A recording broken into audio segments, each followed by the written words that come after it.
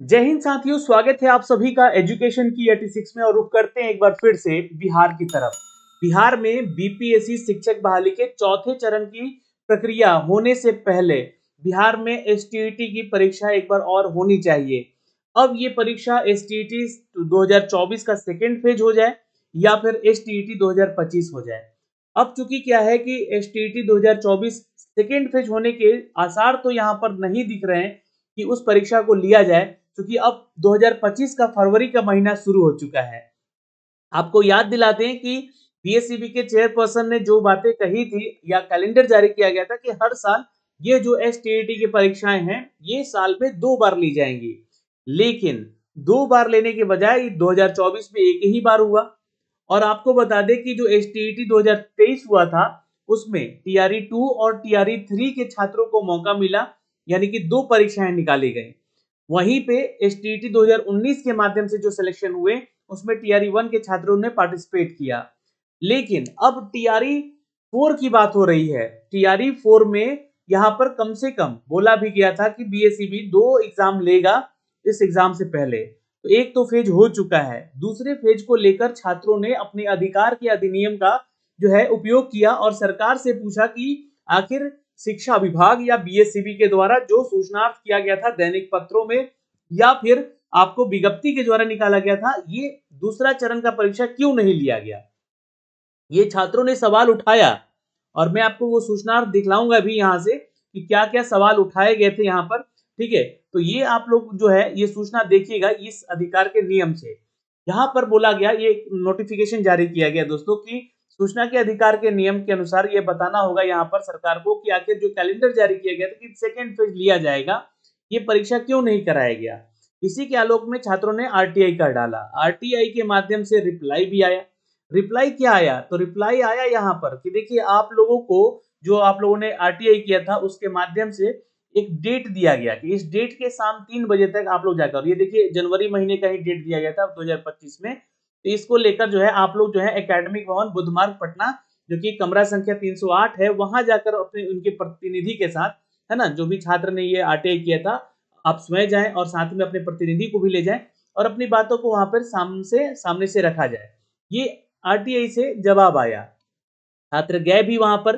तो छात्रों को रिप्लाई जो मिला, उन छात्रों से हमारी बात हुई है, वो छात्र कह रहे हैं कि सर वहां पर जो भी चीजें हैं, पीएससीबी क्या कह रहा है कि हमें एग्जाम लेने में कोई कठिनाई नहीं है, लेकिन हमें सूचनार्थ जो है वो शिक्षा विभाग यानी कि जो आदेश होता है वो शिक्षा विभाग से आएगा। हमें सूचना मिलेगी कि हाँ एसटीईटी सेकेंड फेज करवाया जाए तो हम करवा लेंगे, हम जरूर करवा लेंगे इस चीज को लेकर। तो सवाल यहाँ ये बनता है कि देखिए शिक्षा विभाग ने कैलेंडर जारी नहीं किया था, पीएसईबी ने कैलेंडर जारी किया था। हाँ, ये बात सही है कि शिक्षा विभाग के जो आदेश के अनुसार ही उन्होंने कैलेंडर जारी किया था। तो कम से कम इन बातों को ध्यान में रखा जाए। जो कैलेंडर जारी हुआ, आप एक ही परीक्षा लेने में एसटीईटी का एक ही परीक्षा लेने में आप पूरा साल निकाल दिए, पूरा वर्ष निकल गया यहाँ पर वो परीक्षा का जो है अपडेट जो है आप लोगों ने सिर्फ एक ही परीक्षा में खत्म कर। अब सेकेंड फेज में वो छात्र आवाज उठा रहे हैं करवाने को लेकर जिन छात्रों का इस साल बीएड क्लियर हुआ है। और ये सेशन इनके चलते तो लेट नहीं, अगर इनका पहले रिजल्ट दे दिया रहता मार्च अप्रैल जून जुलाई तक भी अगर इनको रिजल्ट दिया गया रहता तो वो पार्टिसिपेट कर पाते एसटीईटी प्रथम फेज में, लेकिन नहीं दिया गया। यही नहीं, पीजी कुछ छात्रों ने किया है, पोस्ट ग्रेजुएट किए हैं, वो भी यहाँ पर जो है एसटीईटी का एग्जाम नहीं दे पाए क्योंकि सेशन इनका भी लेट रहा है।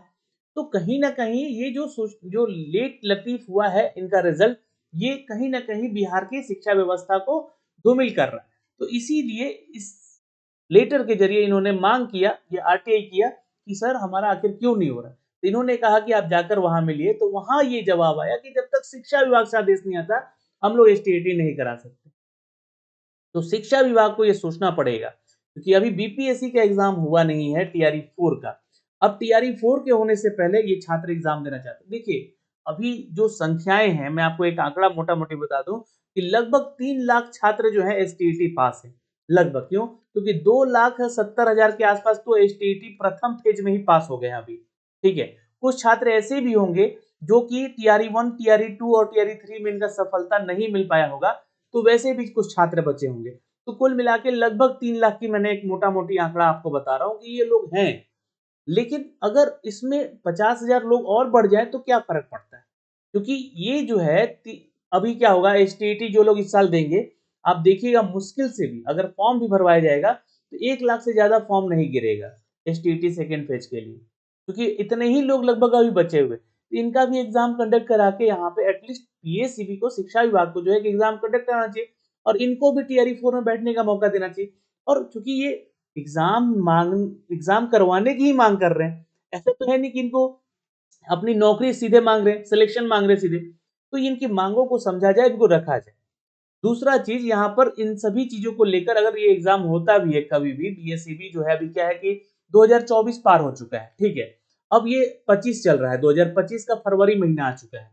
अब एग्जाम होने का, पहला एग्जाम होने का अगर देखा जाए तो हर साल जो एग्जाम होना है तो पहला फेज होने का 2025 का डेट आ गया, नोटिफिकेशन इनको अब जारी कर देना चाहिए, ठीक, पहली चीज तो। लेकिन ये भी तो सेकंड फेज ही नहीं लिया 2024 का, अगर वो नहीं होता है तो कम से कम फर्स्ट फेज ही ले लीजिए यहाँ पर, ठीक है। अब ये मांग है, क्योंकि अगर ये हो जाता है एग्जाम तो बीपीएससी टीआरई 4 से पहले अगर ये परीक्षाएं हो जाती है तो बहुत सारे छात्रों का इसका लाभ हो सकता है और बिहार के छात्रों का लाभ हो सकता है। अब दूसरी बात मैं यहाँ पे ये कहने जा रहा हूँ कि बहुत सारे आरटीआई हो रहे हैं अभी, मैं आपको कुछ आरटीआई कल भी दिखलाऊंगा जहां पर बीपीएससी परीक्षाओं में, है ना, बीपीएससी टीआरई 4 परीक्षाओं में सफल होने से पहले यहाँ पर मांग उठ रही है कि डोमिसाइल लागू करवाया जाए।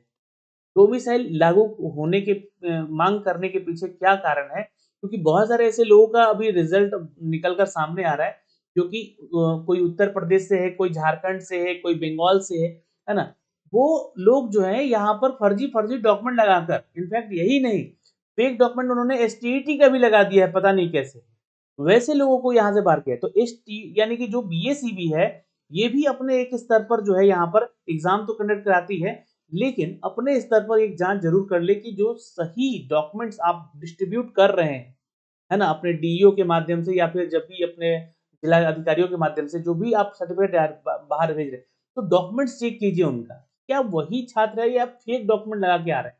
तो ये रिजल्ट के साथ साथ इनका डॉक्यूमेंट भी जांच होना चाहिए यहाँ पे।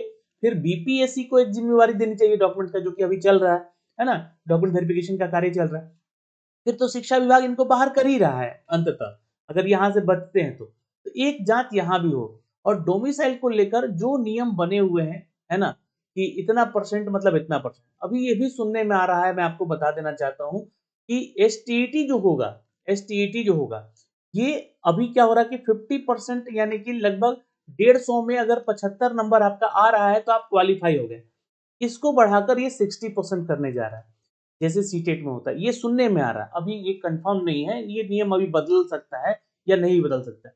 तो कहीं ना कहीं जो है आपको 150 नंबर में अब 90 नंबर लेकर आना होगा, और जो कैटेगरी वाले छात्र ओबीसी, ईबीसी, एससी, एसटी, उनको यहाँ पर जो है, ये यहाँ पर जो है 55% ये आंकड़ा दिया जा रहा है, लेकिन ये संभव नहीं हो पाएगा, क्योंकि फिर जो एससी एसटी कैटेगरी के छात्र हैं या वुमेन कैटेगरी के छात्र हैं, उनको 40% पे दिया जाता है, तो ज्यादा से ज्यादा इनका बढ़ेगा तो 45% किया जाएगा, ठीक है। तो खैर ये सेकेंडरी चीजें हैं कि जो भी नियम बदलेगा वो तो मैं आपको आगे बताऊंगा, लेकिन सरकार को दो चीजों पे काम करना चाहिए, एक तो एसटीईटी का नोटिफिकेशन जारी कर देना चाहिए, चाहे वो 2025 का पहला फेज का ही क्यों ना हो, और ये बीपीएससी टीआरई 4 से होना चाहिए पहले। और दूसरा चीज यहाँ पर कि डोमिसाइल को लेकर जो है शिक्षा विभाग को सोचना पड़ेगा, क्योंकि बिहार के छात्रों की नौकरी नहीं हो पा रही है, उनकी जगह पर फर्जी डॉक्यूमेंट लगा के लोग अंदर आए हुए हैं। इनफैक्ट मैं आपको आज बता दूं कि बहुत सारे ऐसे लोग हैं जो कि पीएच कैटेगरी में नहीं है, लेकिन उनको पीएच कैटेगरी के माध्यम से सिलेक्शन लेकर उनका जो है नौकरी दिया जा रहा है। तो कहीं ना कहीं जो है सरकार इन सभी चीजों पर ध्यान दे। मैं आपको कल भी कुछ आरटीआई दिखलाने वाला हूं, जो कि आप लोगों का आरटीआई के माध्यम से ये सूचना जो मिल रही है वो कितनी सच्चाई है और क्या चल रहा है आखिर बिहार में नौकरी के नाम पर। तो अभी के लिए इस वीडियो में इतना ही, फिर मिलेंगे नए अपडेट के साथ। जय हिंद।